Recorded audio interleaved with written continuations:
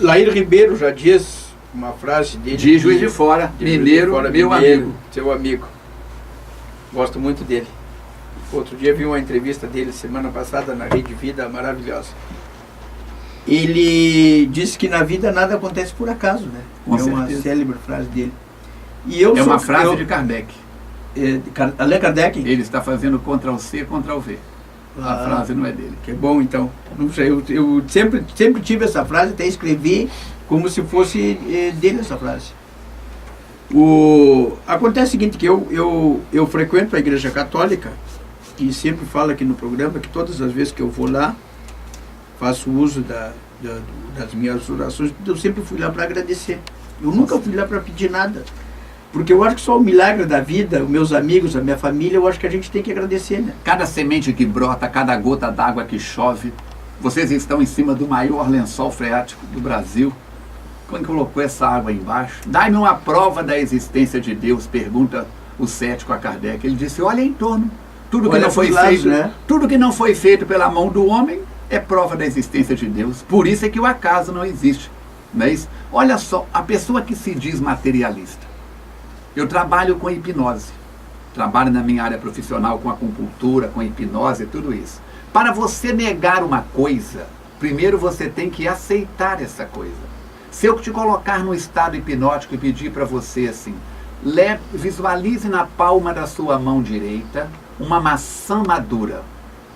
Usando o conjunto dos seus conhecimentos cerebrais, da sua rede neuronal, você é capaz, eu te levo a sentir a maçã. Por que o faquir fica 90 dias sem comer?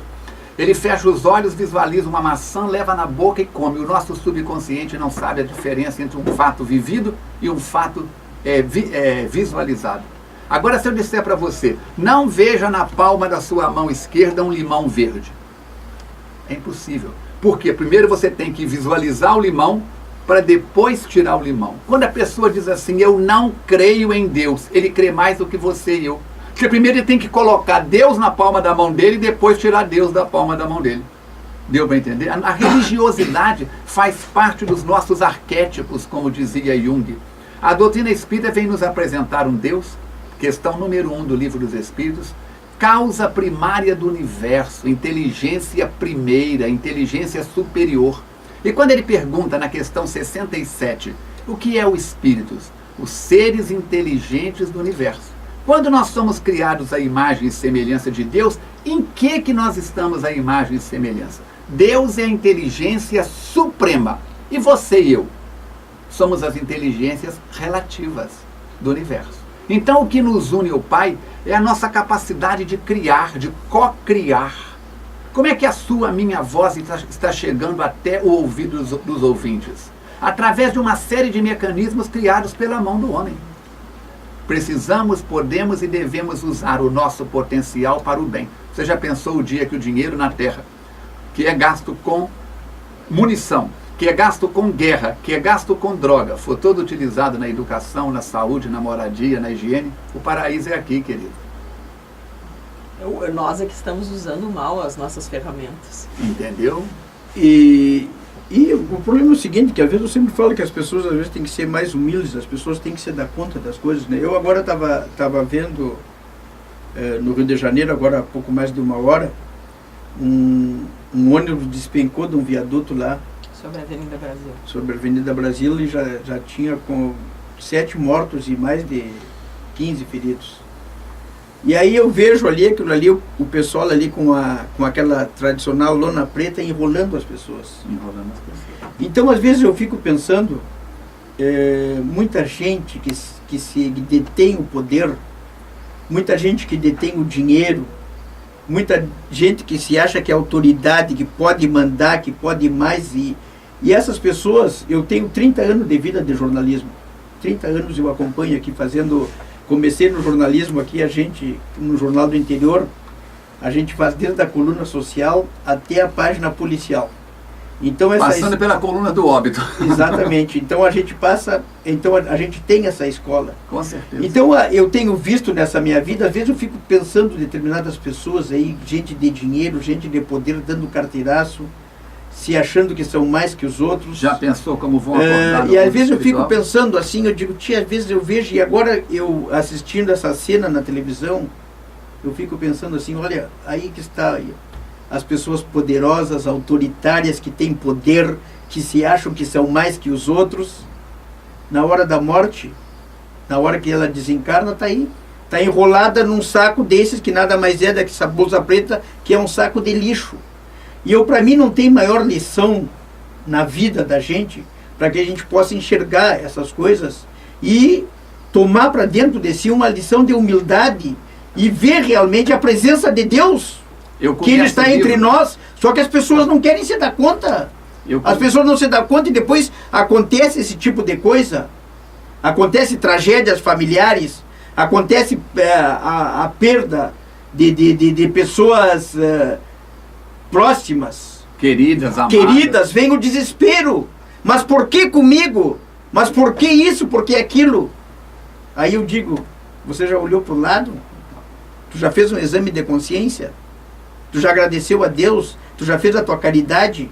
São gente que olham para o próprio umbigo e se acham que são mais que os outros porque tem um auto bonito, porque tem um cargo bonito, um título, porque tem um título, tem mais dinheiro, tem tudo. E essas coisas, cada dia, eu sempre peço a Deus que eu sempre seja humilde.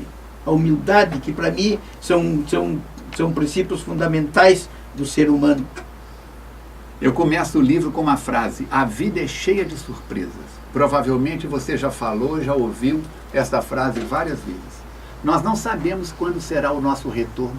Se um de nós aqui em torno dessa mesa começarmos uma síncope cardíaca neste momento, eu sou profissional de saúde, 6 segundos. Se você estiver visitando alguém da sua família dentro de uma unidade de tratamento intensiva do coração, um profissional de saúde estiver do seu lado, não dá tempo dele colocar um exordil ou um vasodilatador sublingual. 6 segundos é o tempo que começa e que dura e termina uma síncope cardíaca fulminante. Qual de nós está livre de uma síncope cardíaca fulminante neste exato momento? Nós não sabemos quando vamos voltar para casa. Os amigos espirituais nos orientam para que nós possamos manter a nossa contabilidade moral o mais em dia possível, para que nós possamos viver de tal maneira como se hoje fosse o primeiro dia da nossa existência.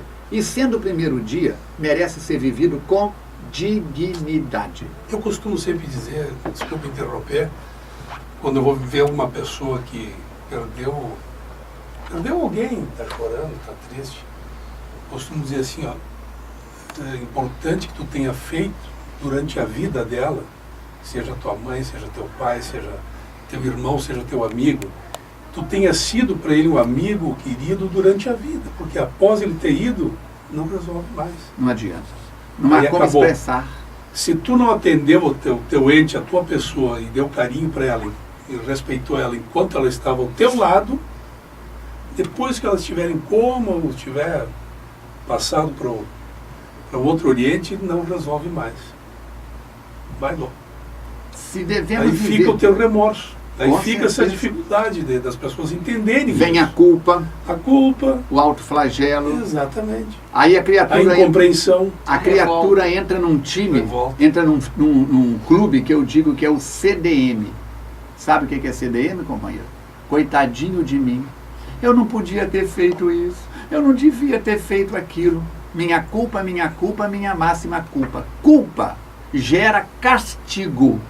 Precisamos tirar a palavra culpa do nosso dicionário, eu explico isso no livro, e trocar por responsabilidade, porque responsabilidade tem reparação. Se eu quebrar este microfone aqui num gesto inconveniente, eu sou responsável por isso, eu vou poder reparar. Agora, se eu quebrar esse microfone e a lei da rádio for lei da culpa, eu vou para o castigo. Então a vida não castiga ninguém, a vida não premia ninguém. A vida nos devolve aquilo que nós emitimos.